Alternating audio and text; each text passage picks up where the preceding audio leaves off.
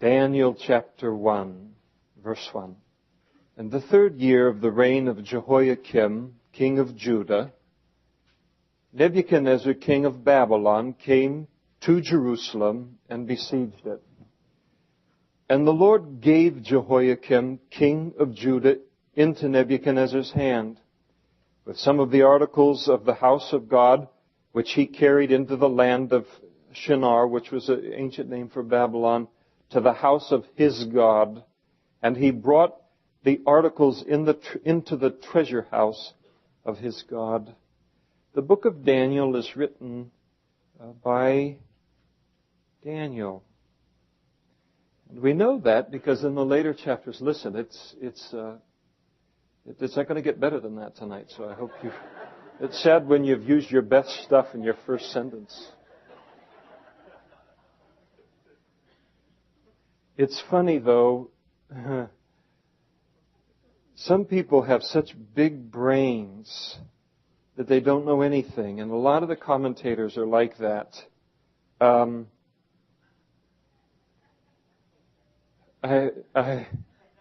acknowledge that laugh in the sense of I'm trying to be careful.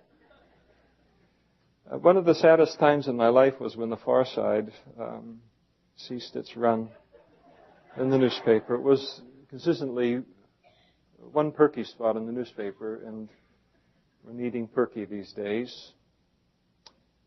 I remember there was a picture, and it was on his calendars and all too, where this guy the school for the mentally gifted. This guy, just a genius, you know, and he looked like a genius. And he's trying to get into the building, and he's got his hand up trying to push against a door that can only come in the other direction. That's the way it is, I think. Some people are so smart that you can't match their socks. And a lot of commentators are like that, I think. There's this big dispute, this big argument over who wrote Daniel. And all through the latter chapters of the book, Daniel identifies himself by name continually. But here's the problem that they have. The prophecies of Daniel are so astounding and so exact that if they give him the dating that is recorded in the book and they identify him as the author, they've got to accept the fact that it is divine scripture, which is many of them aren't interested in. I'm talking about liberal commentators. And so now they've got to make him writing several hundred years later than he did, change his name, and Daniel was just a name for several writers who wrote, and they go into this whole nonsense. You know, life is so easy when you know your God is as big as He is. He knows the beginning from the end. He knows what's going to happen. Our lives, the Bible says, He sees our lives as a tale that's been told, like it's already over. He sees a rerun for Him. Not anxious about my life at all tonight. Others may be. He's not anxious about your life at all. He sees it all of man's history. He knows how it ends. He didn't write and say, this is in the book of Revelation, this is how I'd like to see it end. He didn't do that at all. He knows how it's going to end, absolutely how it's going to end. And so he writes it down. One of the really difficult things that these smart people have to deal with in terms of attempting to say that Daniel is not the author of the book of Daniel is that Jesus, when He was giving His Olivet discourse in Matthew chapter 24 about the end times, He said in verse 15, therefore, when you see the abomination of desolation spoken of by Daniel the prophet, and he's quoting from Daniel chapter 9. He identifies Daniel as the author of the book. I don't know about you, but that's good enough for me. That's pretty good for me. Daniel's the author. The first date that's mentioned in the book is in verse 1 is the 3rd year of the reign of Jehoiakim, and that was 605 BC. The last date that is mentioned is mentioned in the 3rd year of King Cyrus of Persia in chapter 10, verse 1, and that's 537 BC. I'm expecting all of you to remember these dates. I mention it to you for this purpose. It lets us know that Daniel's prophecy and his ministry covered a period of over 70 years. He was probably in his 90s at the time that he wrote the latter portions of the book. Probably when he was taken captive by the Babylonians, he was in his early teens. some venture a guess of being 14 years old. The setting for the book is the city of Babylon, the capital of the ancient world-ruling empire by the same name of Babylon. And Daniel's position in Babylon ultimately, as he came to the city as a Jewish captive from Jerusalem, but ultimately he becomes a very high official in Babylon, and he does it without compromising. It isn't long before he becomes like a cabinet member for the rulers. He becomes a chief of staff. And finally, at the end of his life, when Darius comes in and with the Medo-Persian Empire and establishes all of the things that he was establishing, he made Daniel one of the 3 presidents under Darius.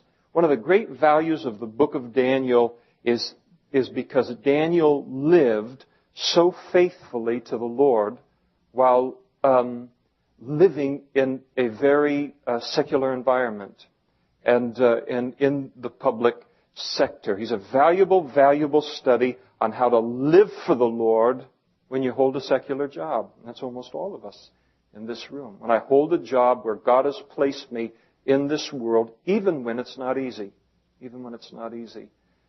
And you know, role models are very important to have as it relates to all of these things. Daniel's a wonderful role model. Joseph is also a great role model concerning that.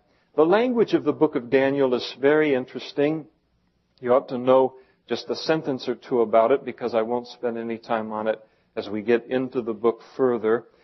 Most of chapters 1 through 7 were written in a language called Aramaic. Virtually the entirety of the Old Testament was written in the language of the Jews, which was Hebrew.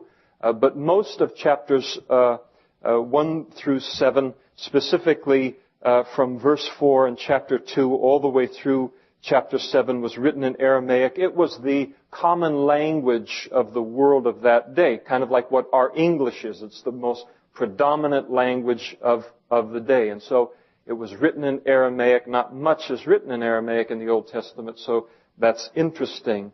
It is written in Aramaic with all of the things that have to do with his time there in Babylon. And then from chapters 8 through 12, he reverts to the Hebrew language because the Hebrew people are the target of those prophecies that he gives in those chapters. There are 2 supreme lessons as it relates to the book of Daniel, though it teaches many things.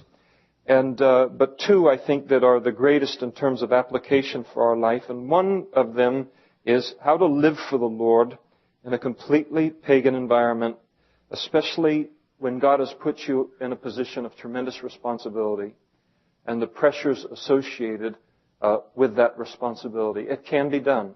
And Daniel teaches us that it can be done, but more than that, he shows us how it can be done by how he lived his life. A beautiful lesson about how to be in this world, but not to be of this world. And we are in this world as believers, but we are not of this world. We are of another kingdom and another city that we're waiting for, the one that the Lord has prepared for us. The second great lesson of the book of Daniel is the sovereignty of God, and he keeps bringing it up all the way through.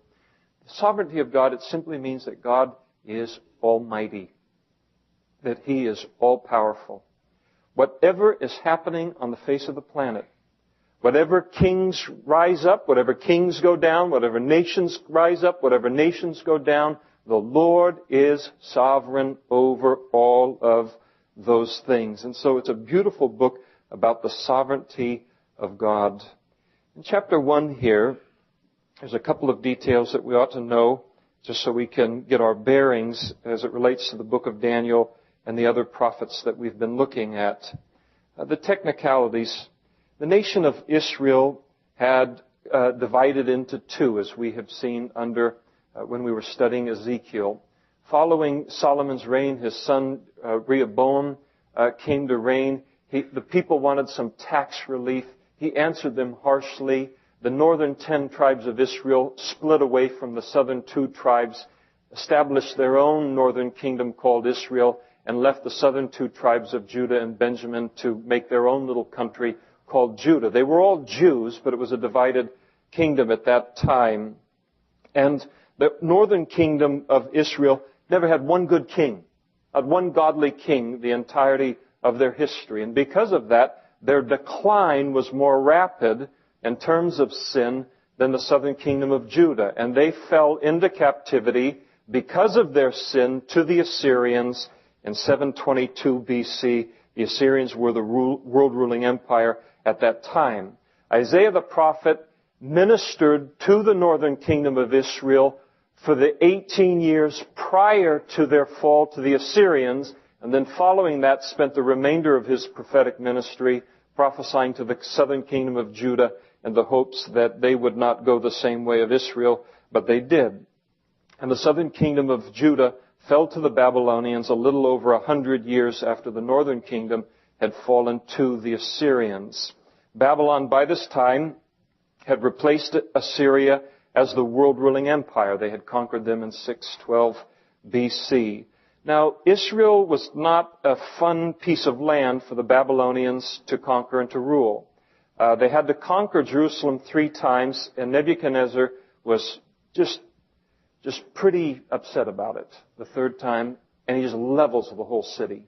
Just destroys the whole city, destroys the country, and says, all right, I won't have to come back and do this again. He didn't leave them anything to rebel with for a 4th time. The first rebellion of Jerusalem against the Babylonians occurred in 605 BC. It was in that first conquering of Jerusalem that Daniel was taken captive by the Babylonians, not in one of the subsequent conquerings that occurred. Judah and Jerusalem fell because of their rebellion against God. God warned them and warned them and warned them concerning their sin. They wouldn't turn from it, and God finally brought the destruction upon them. Daniel was taken captive in that first conquest of Jerusalem, the first of the 3, and he was taken away into Babylon by Nebuchadnezzar, we're told in verse 1, when Jehoiakim was the king of Judah, which was about 604, 605 BC. Daniel probably had been exposed, so we get a sense of who overlaps in all of this historically a little bit. It fascinates me. It may be tedious to some of you, but I have the mic. And so Daniel probably, during his young life in Jerusalem, had been in contact or had at least heard about the prophecies of Jeremiah. Jeremiah had been prophesying for many years there, over 40 years in Jerusalem, and Daniel, apparently raised in a godly home, given the name that he was given, which we'll talk about a little later, but probably had been exposed to the ministry of Jeremiah. Daniel, at the time of the writing of Daniel, the ministry of Daniel, he's a contemporary of Ezekiel in the latter portion of Ezekiel's ministry. Remember, in the book of Ezekiel, God took Ezekiel and made him a witness to the Jews by the river Chebar in a tell called Tel Abib. His ministry was to the Jews there. At the same time, Daniel, also a captive of the Babylonians, was 50 miles in the other direction in the city of Babylon, and he was being groomed for something entirely different. But Ezekiel mentions Daniel in his prophecy. So they knew about each other apparently, though we don't know if they ever met. And so that's kind of the how and why of these 4 exiles, Daniel and his 3 friends, and how they end up in Babylon. And we pick it up in chapter 1 here. They're captive, they're in a strange land, and they're hundreds of miles away from home. God begins immediately with the theme of sovereignty in verses 1 and 2. He opens this book of Daniel with 2 very interesting perspectives of the fall of Jerusalem to Babylon. Notice in verse 1, he says, first of all, Nebuchadnezzar, king of Babylon, came to Jerusalem and besieged it. Then in verse 2, he gives a second perspective of the same event, and he says, and the Lord gave Jehoiakim into his hand. There's a description of the same events, but the first one describes what's happening in the physical realm, and the second one is describing what was happening in the spiritual realm. The natural man could only see that Nebuchadnezzar came in with his Babylonian forces and He conquered Jerusalem. God said concerning His people and the perspective that He wanted them to have and for us to have as His people, He's saying in effect here in the book, that's not all that happened. All that happens in our life is not what we can see. What is really happening in our life is what the Lord is doing, and one of the important things about our lives as believers in the Lord is to recognize His hand behind all of the physical things that we see going on around us. And so God says, you can see what was happening physically, but that's not really what was happening. What was really happening is what I was doing, and it wasn't that Nebuchadnezzar was conquering Jerusalem, it was I was turning Jerusalem over to them because they had been unfaithful to my word for 490 years, especially in the area of the Sabbath rest for the land, and the land deserves 70 years, the Sabbath year rest, 70 years of rest, and I'm going to give it to them by sending them into captivity. And I'm going to cure them of their idolatry because I'm going to give them idols up to their nose until they never want to see an idol again in their life. And it's a sure way to cure us of many things, and that is to say, all right, you want that? I'll give it to you until you're ready to throw up over it, and that's kind of what He did. He took them to the land of idols. And it wasn't so romantic then when they were in the middle of it and had lost their opportunity to be in Jerusalem. And so this is the two ways to go through life. One of just only seeing the physical and then seeing God's hand at work sovereignly, always working, always working. And so often in our lives we only see Nebuchadnezzar came to Jerusalem and he besieged it. And I'm never seeing anything clearly until I see, and the Lord gave Judah into his hand. And so just in that quiet way, Daniel would have recognized it. The Hebrew readers of the Bible would have recognized that God was whispering in these first two verses to His people that I'm at work. I was at work. It was a hard time. It was a difficult time. That chastening was a hard time. But I was at work in your life all along. The beautiful thing about that for our lives is He has promised to be just as active in our lives as believers. Just as active. Paul wrote to the Romans and he said, and we know that all things work together for good to those who love God and are the called according to His purposes. And whom He foreknew, He also predestined to be conformed to the image of His Son, that He might be the firstborn among many brethren.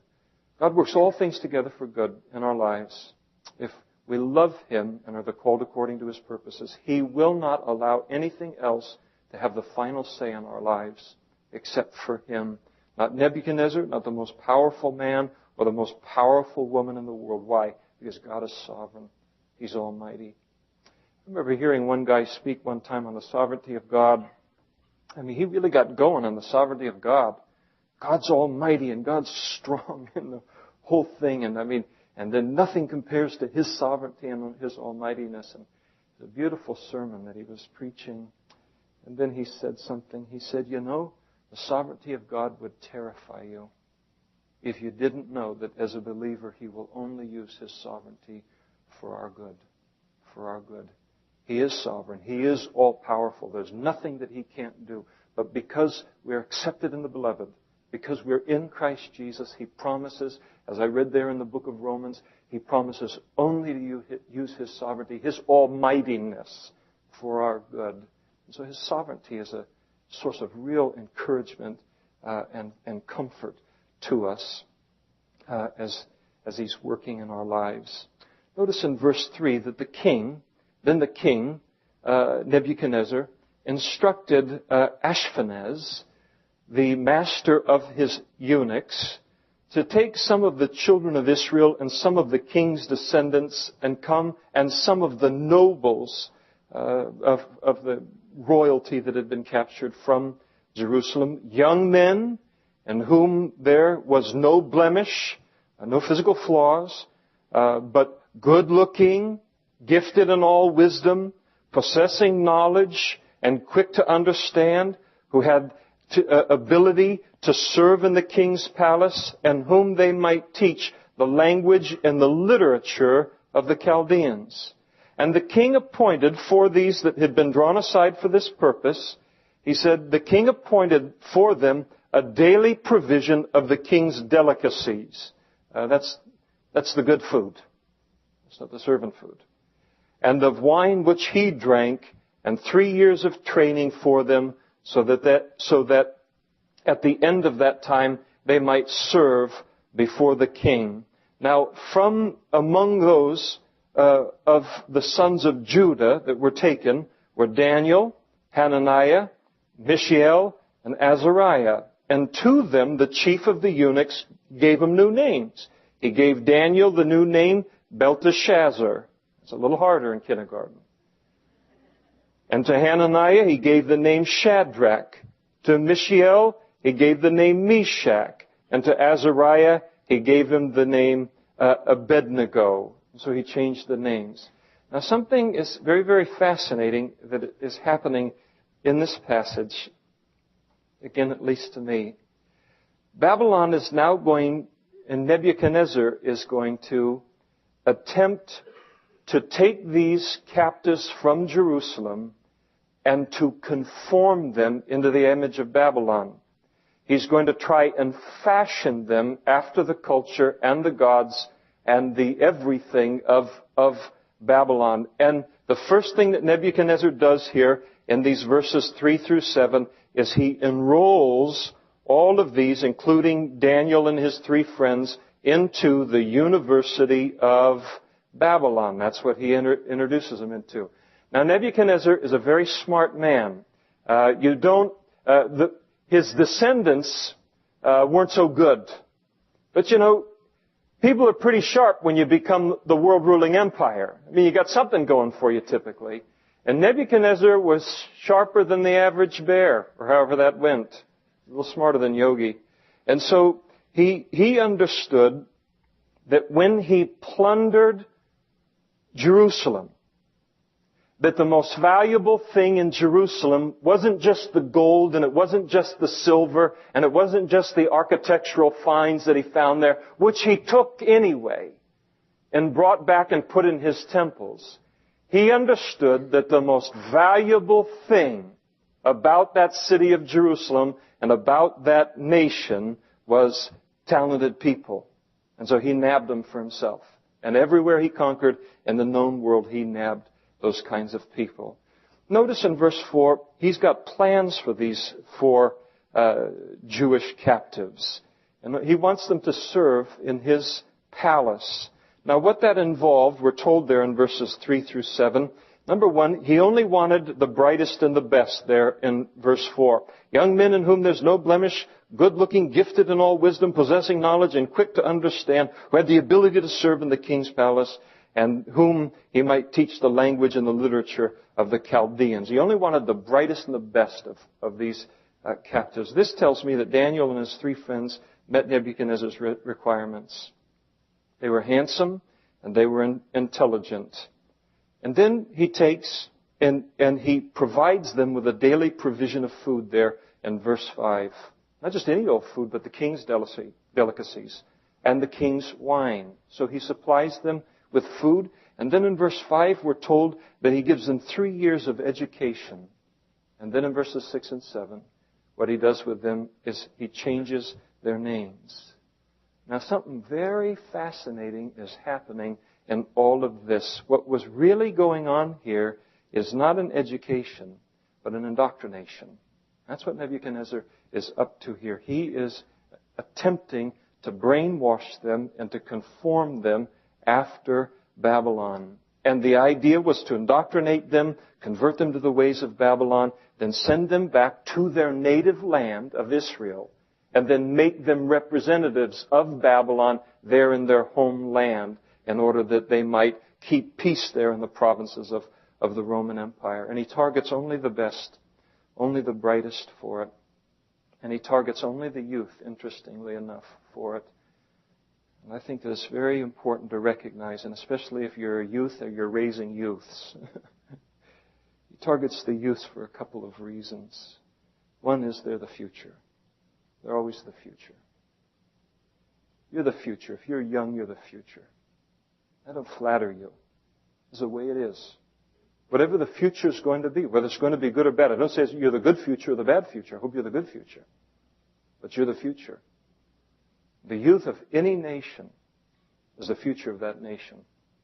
And it is a very wise nation that understands that their youth is the future. The Lord is the future supremely, but the youth is the future of a nation.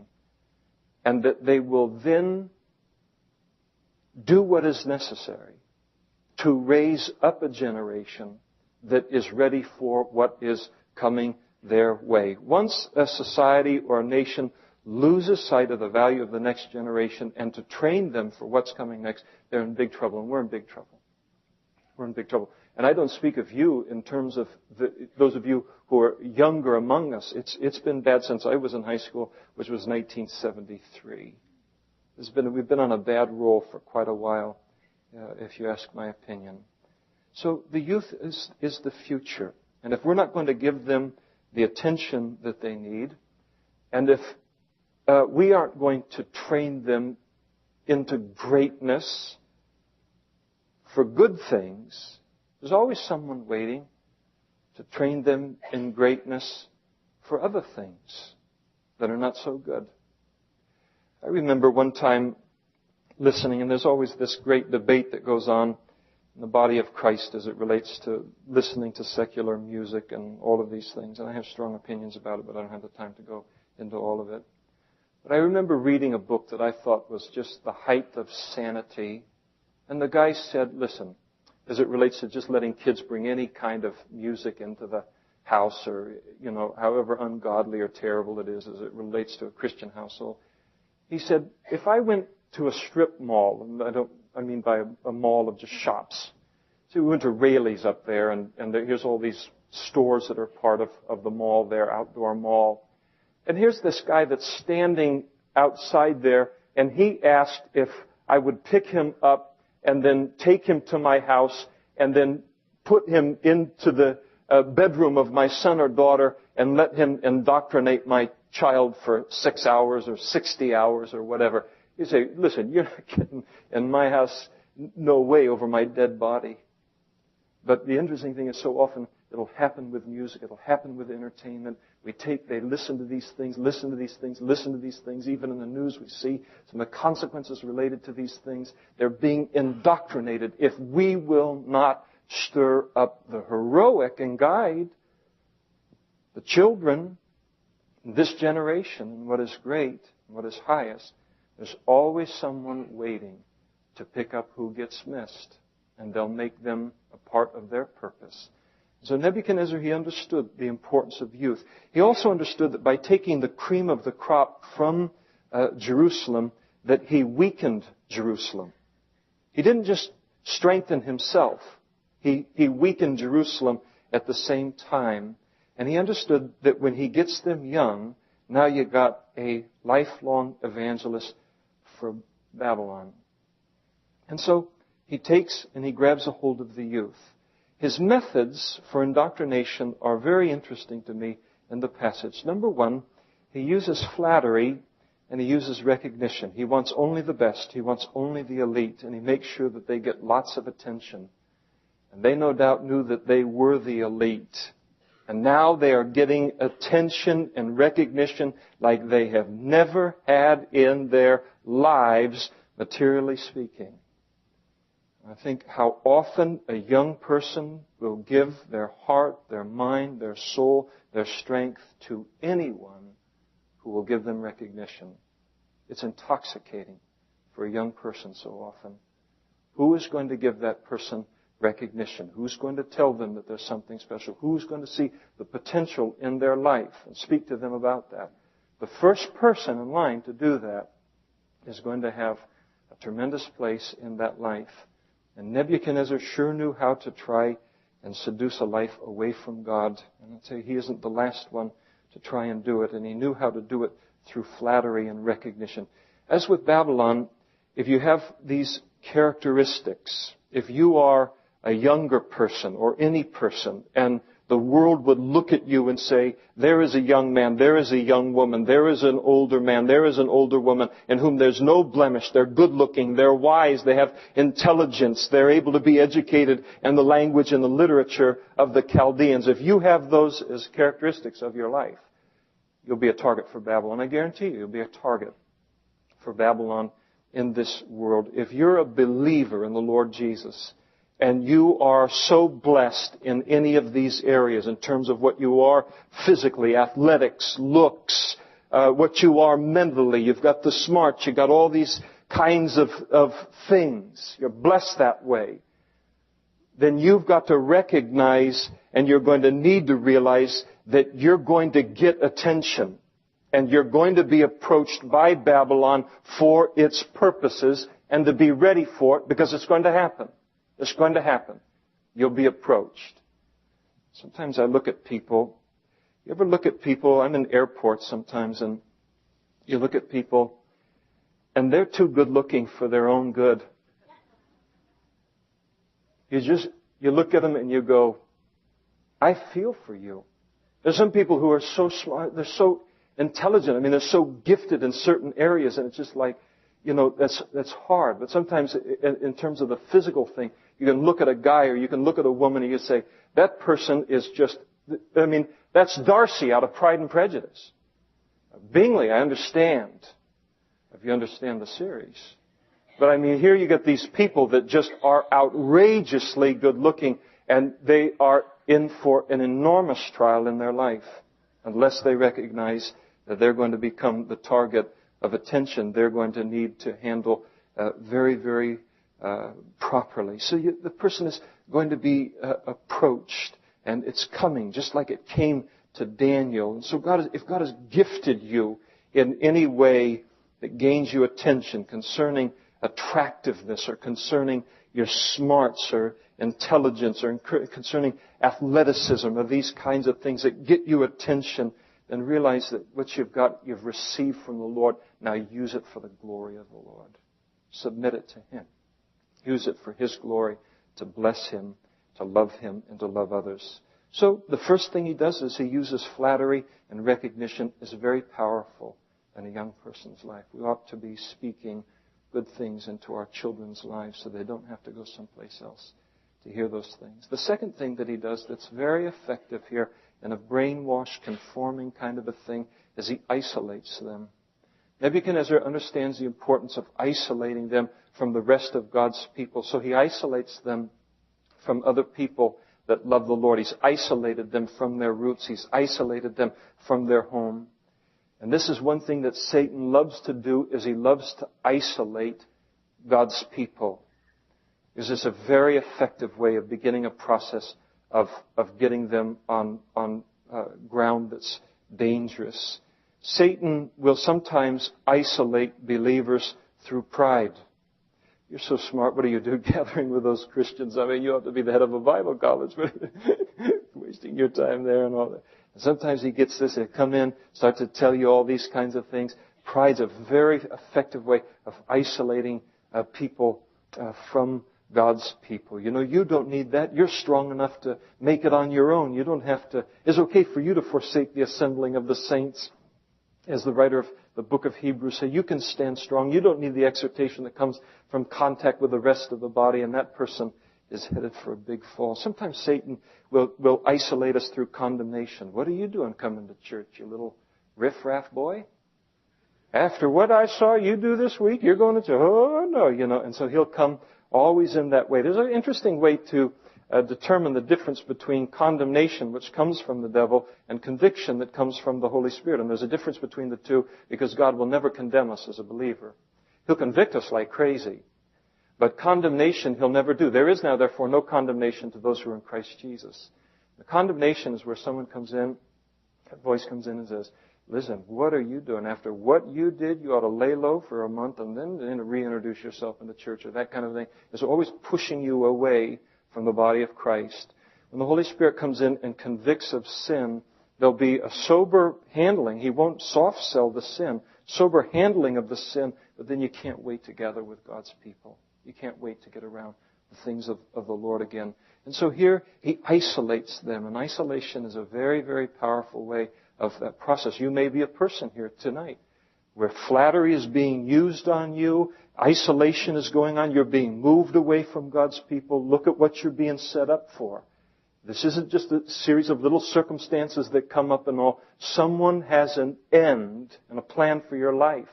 And they're working you in that direction. You don't know that it's happening. So you have to be careful of that. The next thing that he uses in verse 5 is indoctrination. He gives them 3 years of what is called an education, but basically it was indoctrination. This was more when he speaks there in verse 5 about the fact that they would have the 3 years of training for them. It wasn't just teaching them. It was done with a desire to indoctrinate them into the Babylonian ways. Teaching them the writings of Babylonian, teaching them the language of Babylon. And what's happening here is it's designed here to retrain their minds, to think as Babylonians, no longer to think as lovers of the true and the living God, lovers of the Creator of the heavens and the earth. No longer wants them to be thinking as Israelites, to change their worldview from that of the Lord and His Word to the Babylonians or whatever else it might be. And it's interesting to me how so many of our public and our higher education institutions have become indoctrination centers. They're no longer education centers. They are pure and simple indoctrination centers. You say, what's your evidence? My evidence is because of what they will not allow to be taught. If it doesn't fit their view, it's not allowed in. It's not allowed in. The tolerance is very one way today, isn't it? It's all got to come one way, their way. But once any kind of tolerance is demanded of them, all of a sudden we see how intolerant they are. And so if something doesn't fit their view, then they don't allow it in because they don't have a desire for the truth. They don't have a desire for indoctrination. You won't put everything on the table in an attempt to discover what the truth is. You're no longer dealing with education. You're dealing with indoctrination. And that's exactly what Nebuchadnezzar had in mind for these young people. What he was enlisting them in was an indoctrination center, and much of our education system is the same thing. And notice who they target. They target the youth, just like Nebuchadnezzar did. They target the youth. The parallels are astounding as it relates to modern day. And so, like the Babylonian school here with Daniel and his 3 friends, all you have to do to excel in many of these systems today is to submit yourself to their gods and to their worldview. You can excel like crazy.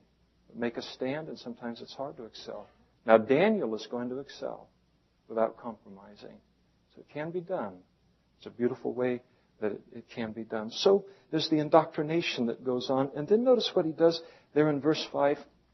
He speaks about the daily provision of the king's delicacies and of the wine that he drank. So everything that the king ate, all the wine that he drank, that was for them. Remember, Karen and I, we were in a restaurant a while back, and kind of a fun place, and we're sitting there, and the whole room is just filled with older people, and in this little room that we're in and everything. And the guy sitting next to us, there's just he and his wife. They're a study in 2 people having been married for 100 years. And but anyway, they're having a nice time together, and you know how you start to look alike after. But anyway, there they are, and they're sitting there and everything. And I heard him order. He was asked if he wanted any wine. He said, "Yes, I'd like a 1935 Gamay Beaujolais." And basically, I wanted to mention that illustration just so I could say that to you. But I thought to myself, I don't even know. I mean, that's pre-World War II. What does a 1935 bottle of Gamay Beaujolais cost and that kind of a thing? Well, it's here, there, in a place, eating fabulously, wine, that kind of thing. That's the kind of food that was coming to these young men there in Babylon. And what the king is doing here with them is that he is trying to addict them to something that is a dangerous addiction for some people, and that's an addiction to comfort, an addiction to luxury. And here he gives them this fabulous food. And if they're going to eat it for 3 years, at the end of 3 years, what's going to happen? they're going to feel embedded to do whatever, whoever provided that food to me asks me to do. Is a very subtle but very, very strong means of manipulation. Removing your ability to say no in a situation is manipulation. And it's especially effective on younger people. So he takes and he uses this food in order to indebt them. And then the second effect was to get them addicted as young people to a life of luxury, a life of comfort. Many lives that will never experience the fullness of God's call upon their life because early in life they got addicted to comfort and addicted to luxury. Jesus said to one man who, a scribe that came to him and said, "Teacher, I'll follow you wherever you go." And Jesus said to him, "Foxes have holes, birds of the air have nests. The Son of Man has no place to lay his head." Are you willing to live that life? No nest, no holes. We lie down wherever we lie down for the kingdom of God. That's the way that it is. Do you want in? You want in. The guy didn't want in. And there's a lot of people who will never discover the full beauty of the life that God has called for them called to because early in their life they get addicted to ease. As parents, we have to be careful not to addict our children to ease as we're raising them in what is a very affluent time in the United States of America. And so here they are. Here's this idea of, boy, if these people taste of this, if they eat of this, if they experience this ease, they'll never want to go to digging ditches or working on cars or any of that kind of stuff. We'll have them for good. And just like Babylon, Satan comes to many and he uses this luxury, the good life, to try and lure people away from the life that God has called us to. And it's a very subtle attack. It's a very powerful, powerful attack. It wasn't a head-on front with the indoctrination, and here's what you got to think. You can't think as an Israelite anymore, that kind of thing. But it's just as powerful, a quiet, quiet way of getting a life to where I'm unwilling to consider these things because it'll be uncomfortable to me because of the comfort that I've experienced, even though God's will is out there where it is uncomfortable. And so many people, they sell themselves for ease, for security, and for place in society, for promotion. And this was a device that Satan uses and that Nebuchadnezzar used. In verse 5, he attempts to introduce compromise into their lives. And so the king appointed them a daily provision of the king's delicacies and the wine which he drank. Now, Daniel he's not going to partake of that. We're going to get to that in just a moment. And so I'll address that. But one of the things that's interesting to notice about Babylon and any system of indoctrination, and we live in a world that's trying to conform us into its image. Romans chapter 12, verses 1 and 2. I beseech you, therefore, brethren, by the mercies of God, present your bodies as a living sacrifice, holy and acceptable to God, which is your reasonable service, and do not be conformed to this world, but be transformed by the renewing of your mind. This world is trying to conform us. And so there's this attempt to introduce compromise. The world will always attempt to introduce compromise into our lives in an attempt to see where we stand. It's guaranteed. It's going to happen. Another thing, and the final thing that he does as a part of this whole molding system, is that Nebuchadnezzar has these 4 men renamed. He changes their names. One of the interesting things about Hebrews naming their children in those days is that the names typically had significance as it related to God's name in some way. It's just Damian. I don't even know, there's no high significance to that name. My mom just liked the name, so she named me that name. Doesn't mean jackal or anything like that. Doesn't mean Antichrist. Doesn't mean any of those things. Just means good guy, kind of a nice guy, and listen.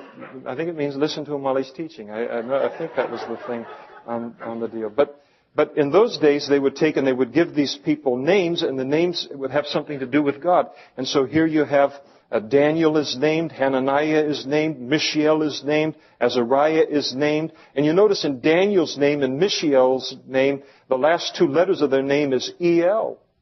And what it stood for was Elohim. It was a name for God. In Hananiah and also in Azariah, the two letters A-H, it spoke of the name Yahweh. And so Daniel's name, as his parents gave it to him, meant God is my judge. The Lord filled his name. Hananiah's name was Jehovah is gracious. Mishael's name means who is what God is. His name was a question. That's good. That's a good name. Who is what God is? Who is what God is? Get in here! Now you see, and then Azariah, his name means the Lord is help. The Lord is help. That's a wonderful name too, isn't it? So Nebuchadnezzar's got a problem, does he? He's got to change their names. Because every time anyone called their name, they'd remember their roots of their family and their relationship to the Lord. So he doesn't want Daniel hearing his name all the time, and every time he does, he hears God is my judge. And his mind goes back to Jerusalem, the God of the Bible and these kinds of things. So he has to change their name. And so Daniel's name is changed to Belteshazzar, which means Bel, which was a god of Babylon. Bel, protect my life. Hananiah's name was changed to Shadrach, which means I am fearful of God. It's a perky name. And then Meshach, Mishael's name was changed to Meshach, and it means I am despised before my God. And then Azariah. So don't think your name's the worst. You could have been called something different. Azariah's name was changed to Abednego, which means the servant of Nebo. And what they're doing here in the changing of names is they're cutting them off from their godly heritage. Those parents named those kids and included Yahweh's name, Jehovah's name, in their name with the hopes that they would grow into their names. They would grow into the godliness of those names, to the majestic character of those names. That was why the parents named their kids those names. And the kids knew that. And every time they'd hear their name, they'd remember, this is mom's faith, this is dad's faith, this is what they believe. What am I doing over here in Babylon and this whole education thing that they're doing in here? And so Nebuchadnezzar knew that he had to change their names in an attempt to cut them off from their godly heritage, to stop them from thinking about their parents and to remove any kind of reminder of God. And Nebuchadnezzar knew you can't brainwash them if they're hearing God's name every time you call their name. Now, here these three are probably 14 years old or somewhere like that. They're hundreds and hundreds of miles away from home.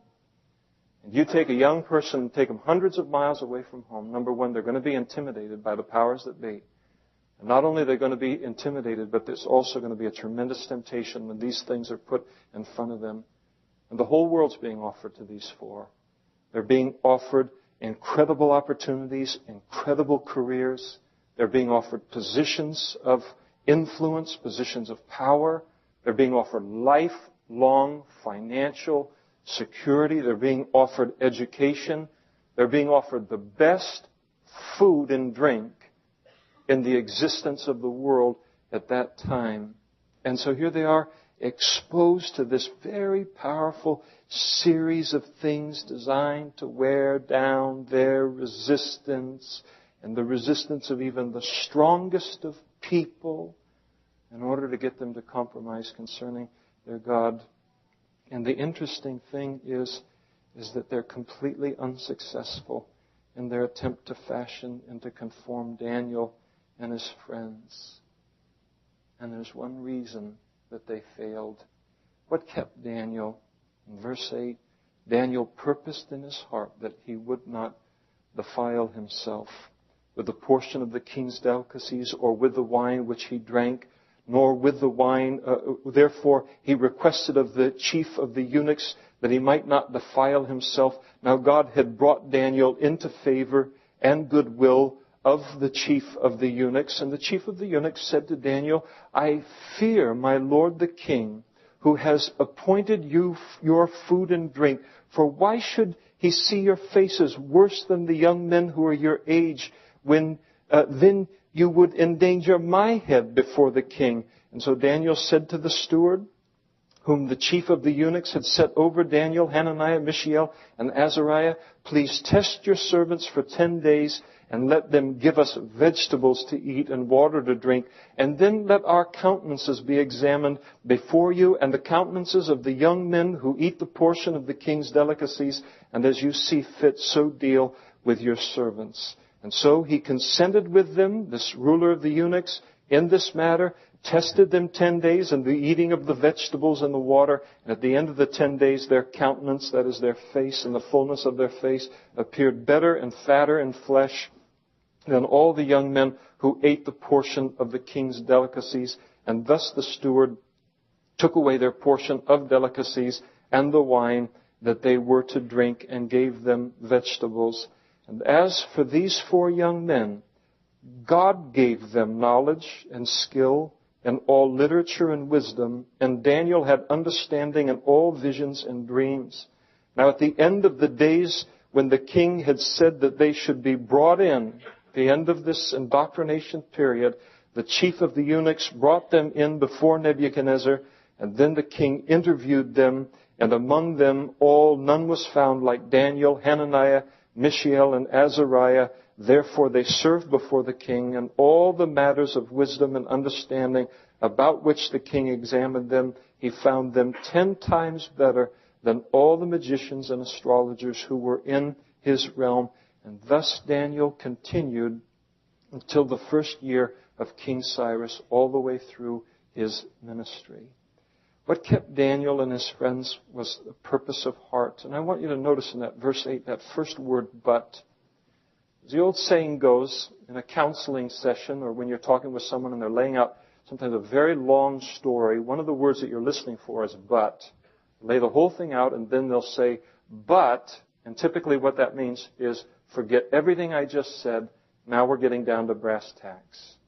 And when God uses the word but there in verse 8, it means that what happens in Daniel's life here, forget everything that came before it. It couldn't withstand before what was going on here in Daniel's life. All that indoctrination, all the temptation, God encapsulates it just in that word but. It had no chance in the face of what came next. And what came next was Daniel purposed in his heart that he wasn't going to defile himself with the king's meat and with the king's drink.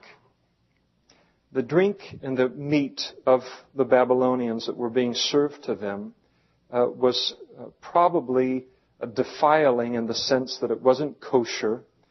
It wasn't according to the law, Levitical law, so it would have been defiling to them based upon the law. And all of the meals of the Babylonians and the foods that made up the meals, certainly the meats and the wines, were offered to idols, the gods of the Babylonians. So on 2 counts, Daniel looks and says, I can't partake of that. That would be compromise, and I would be defiled not supremely with the food. I would be defiled with compromise in my conscience before God. And so he refused to partake of it. One of the things that is very interesting to me about all of this is how often the battle is won or lost in the realm of the heart, won or lost in the realm of the will. It's interesting how the heart has a way of winning out over the mind over a long enough period of time. You can have a person who has mountains and tons of information in their mind about the things of God, and if they have a small division in their heart related to sin, given enough time, that division in their heart will win out over all they know in their head. And it's repeated all the time. It's staggering how you can take someone, they know so much, you put it all over on the scale here, it reaches all the way into the heavens in terms of what's in their head. Saying nothing could challenge that, nothing could move them from that, and you just take a division of heart that's the size of a quarter, put it on the other scale, and just wait. Before it's all over, What is in the heart will win. Lot's wife is an example of that in the Old Testament. On the night before Sodom was going to be destroyed, the angels came in, grabbed Lot, said, you got to get out of here. The city's going to be judged. God's going to pour His judgment out upon it. And he spoke to Lot. Lot's wife heard the different things, tried to gather the family together, tried to get her out of there. And as they're running out of the city there and getting away before the destruction of the city the next day, she turns and she looks back at Sodom. And in looking back at Sodom, she was turned to a pillar of salt, or literally a pillar of ash. She became physically what Sodom became in its judgment. But the fascinating thing is what she knew. She knew the city was going to be destroyed. She knew that angelic beings had come to deliver the message. She knew they were angels. She knew all of the truth about what the angels had said. She had a mountain of knowledge. And yet for all of that knowledge, her heart won. The reason she turned back to Sodom is because her heart was in Sodom. And the reason they couldn't move Daniel's heart to Babylon is because his heart was in Jerusalem. His heart was God's. And later on in this book, as they capture him with his godly conduct, he goes into his room. He opens up the window towards Jerusalem. He gets on his knees and he prays towards Jerusalem to the Lord. Everything they did, the mountains of information, was powerless before what his heart was given to. The heart wins out. The heart wins out. And that's why we must be careful what we purpose in our heart. And it doesn't happen automatically. He purposed in his heart that he would not be defiled with the king's meat. And it takes purpose of heart to stand as a child of God in this world. You just can't roll with just anything and everything that happens here. It takes that purpose of heart in order to stand. The writer of the book of Proverbs said, keep your heart with all diligence. Proverbs 4:23, keep your heart with all diligence, for out of it spring the issues of life. No one can have a divided heart as a child of God and ever finish the race that God has put in front of us. And what was true of Daniel is true of us. Peter wrote, and he said in 2 Peter 3:11, therefore, since all these things shall be dissolved, where are we going to plant our heart? Therefore, since all these things shall be dissolved, what manner of persons ought you to be in holy conduct and godliness, looking for and hastening the coming of the day of the Lord, because of which the heavens will be dissolved, being on fire, and the elements will melt with fervent heat. Nevertheless, we, according to his promise, look for a new heavens and a new earth in which righteousness dwells. Is my heart there? Is my heart there? Or am I being indoctrinated by the Babylon that is all around us? You know, life is an endless series of decisions. And every decision puts me on a road. And every road has an end. Every road has an end. And I need to make the right decisions. I need a purpose in my heart. Where I'm going to go. What path I'm going to put myself on. And so the issue, the king's delicacies and the king's wine, he said, I'm not going to have anything to do with it. It would be compromise to me. And the key to not being defiled by sin or compromise in this world is purpose of heart. I need to make a decision that my life is the Lord's. There comes a point in time in my life where I settle the issue of his lordship in my life. It's very simple. It doesn't have to be a big, loud thing. Just a quiet surrender. Lord, I'm yours, heart, mind, soul, and strength. And Daniel did it early in life. And because he did, he could withstand all that came against him. Notice with me, and just a couple little things while we close up here. Notice that Daniel made his uncompromising stand at the beginning of things. He made it right at the beginning. He didn't wait till he was 20 years in and then said, all right, I need to make a stand for the Lord. He made a stand for the Lord right away. It is always a self-deception to think, I'm going to compromise now in order to get established here in this place and get ahead a little bit. And then when I have a position of significance, then I'll go ahead and make a stand for the Lord. It never happens. It never happens. What I am now, I will be more of later, no matter what position that I might have. And if I do get ahead, where I lay low as it relates to compromise, I compromise to get ahead here, compromise to get ahead there, compromise to get ahead there, and then I get this position, and now I'm going to talk about the Lord to everyone. Everyone will just look and say, get away from me. You crunch the Lord's name every step of the way. Now you got what you wanted, and now you're going to talk to me about the Lord. Forget it. I'll have no voice once I get there. It's an illusion. It's an illusion. There is no easier time to make a stand for the Lord than right now. And in the different situations that we find ourselves in, to make a stand as it relates to compromise, first thing, it'll never be easier than to do it the first thing. Doesn't mean I have to come up and grab someone's hand and say, "Hi, my name is Damian Kyle, I'm born again Christian," that whole thing. But I mean, here I'm walking with the Lord, sensitive to the Lord. Situation comes up where it's compromised, and I say, I can't do that. I can't do that. And if I give in there and then I try and then draw a line a little bit later, it only gets harder. And I think many of us in this room have experienced that progression, however few the steps might be. It's never easier than to just do it right at the beginning. It only gets more difficult if I wait. Another thing that I noticed here that's very instructive for us, I went an hour this morning. We'll just go 4 or 5 hours tonight. So I am closing. That's sick pastor humor on my part. I'm sorry about that. Notice at the end of verse 8, very interesting to notice Daniel's humility and his modesty, even though he was uncompromising.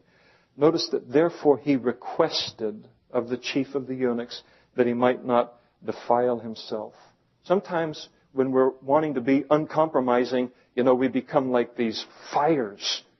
I'll tell you, you're trying to get me to compromise. I'm not going to do it. I'm going to take you down and never.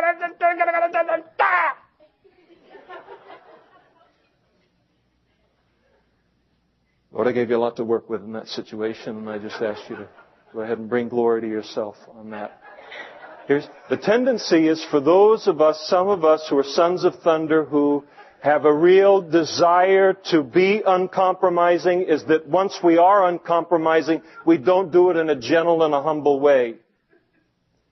And Daniel comes in, and he does it in a gentle way, and he does it in a humble way.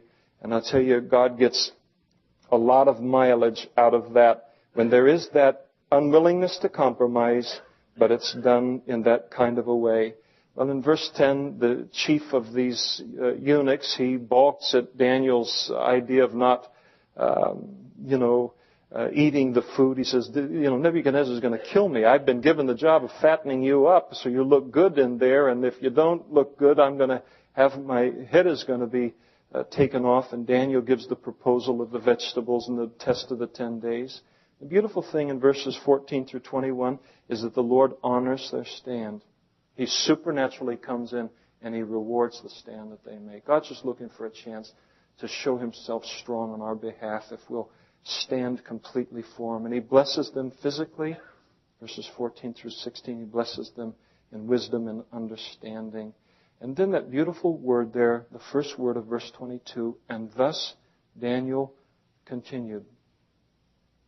He began uncompromising, and because he began that way, he continued uncompromising in his faith for the Lord. And only because he was uncompromising at the beginning, only because of that did he discover the life that God had for him. One of the real tragedies of compromise in our lives is that when we live that life, we'll never experience the life that God has for us. We'll experience the life that other people have for us, or the life that we have for us, but that never compares to the life that He has for us. The lessons here for the passage. God is sovereign, and He is at work even in the most difficult circumstances of our lives. He's at work. It takes a little while to see it, but He's at work, and He's trustworthy at those kinds of times. He was at work in Daniel's life. Just looked a little scary for a while. He's at work in our lives, can look a little scary for a while. The second lesson is that the world It's trying to fashion us, trying to mold us, but it can never be successful when there is a purpose of heart for God. The world has plans for us. Babylon has plans for us. But God also has plans for us. And only by not compromising purpose of heart can we ever enjoy and experience that life. Are you here tonight with a divided heart? Is the heart winning out all of the time? Some little thing that's in there that's always winning. I mean, you know the Bible inside of that. You've memorized the navigators, all this kind of stuff. I mean, you got information like crazy. But there's not that purpose of heart. You can settle that tonight. The Lordship of the Lord Jesus. Get that purpose of heart tonight to say, Lord, I want to experience the life that you have for me. The rest of the way, I want to experience that. And God will honor that prayer, and He will, by His Spirit, work in our lives to make that prayer come to pass. He hears our cry.